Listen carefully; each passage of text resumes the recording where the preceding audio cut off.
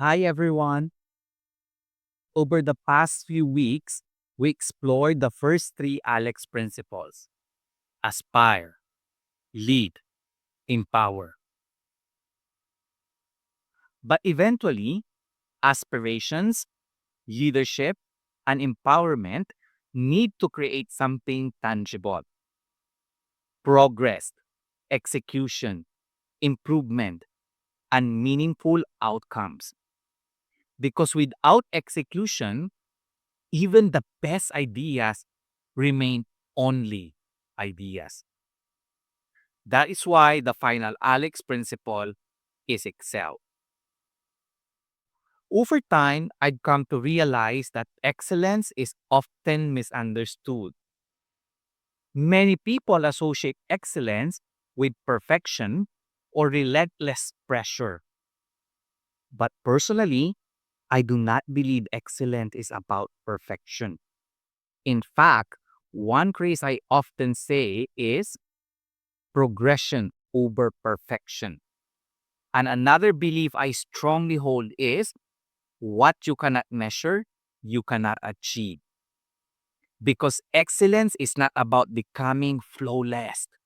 It is about intentionally becoming better over time while creating meaningful and sustainable impact. One experience that deeply shaped my understanding of excellence happened when I joined Accenture early in my career. At that time, I intentionally set a goal for myself. I wanted to become a global HR professional within 5 years. And I quickly realized aspiration alone would not make that happen. I needed preparation, measurable growth, execution, and continuous learning. So I made my goals known to my leaders early on.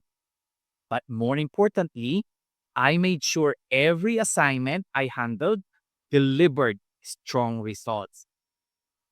At the same time, I intentionally developed skills I believed would prepare me for global opportunities, including stakeholder management, executive communication, operational excellence, financial acumen, immigration and taxation, process improvement, and large-scale program and transformation.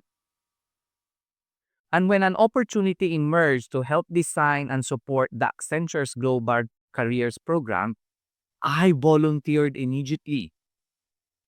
I even accepted relocation to the United States for several years to deepen my exposure further. Over time, that program became highly successful and impactful across the organization. And that period taught me something important. Strong outcomes rarely happen accidentally. They are often the result of preparation, discipline, learning, and the willingness to stretch beyond familiar territory. At a team level, excellence requires operational clarity and focus. One approach I strongly believe in is what I call the 3 by 3 metrics method. The idea is simple: identify the top three critical output metrics connected to your business outcomes and the top three key input metrics influencing those outcomes. Because when organizations try to measure everything, teams often lose clarity. But when teams rally around a few meaningful measures, accountability and execution become significantly stronger. In one previous organization, every team conducted daily operational huddles, reviewing priorities, risks, improvement opportunities, and their 3 by 3 metrics consistently. I also regularly conducted floor walks, including surprise ones, where we reviewed operational performance and continuously asked, what is the data telling us? What can we still improve? What standard should we now raise further? Over time, That operational discipline generated billions in annual savings and efficiency and helped position our teams as examples of operational excellence for clients globally. And honestly, experiences like that reshape how you think about excellence. Operational excellence is not built through presentations alone. It is built through disciplined execution, visibility, leadership engagement, and continuous improvement. At the organizational level, excellence becomes even more important because organizations now operate in fast-moving, competitive, global, and data-driven environments. And one principle I strongly believe in is this: metrics should always connect meaningfully to business outcomes and enterprise strategy. Too often, organizations measure activity instead of impact. They measure volume instead of value.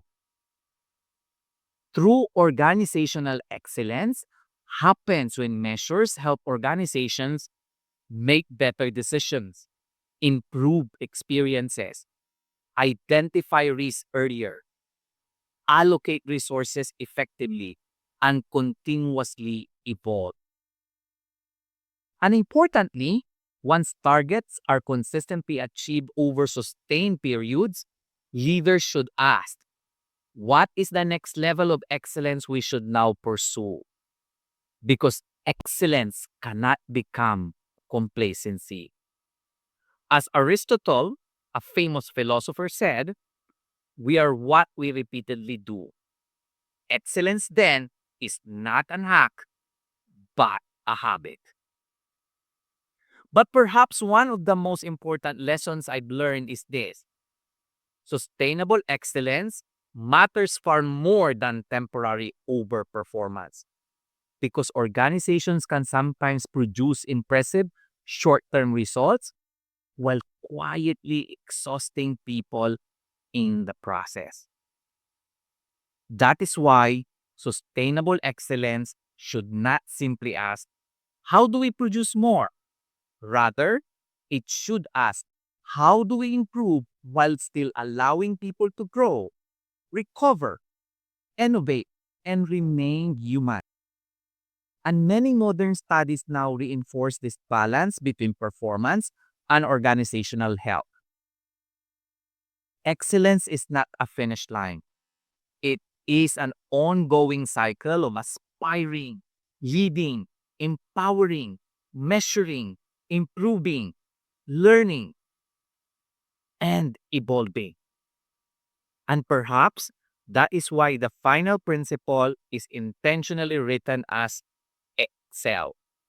Because excellence is not simply about maintaining standards, it is about continuously expanding what is possible.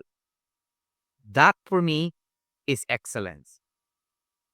And with this final reflection, the Alex Principles journey comes full circle.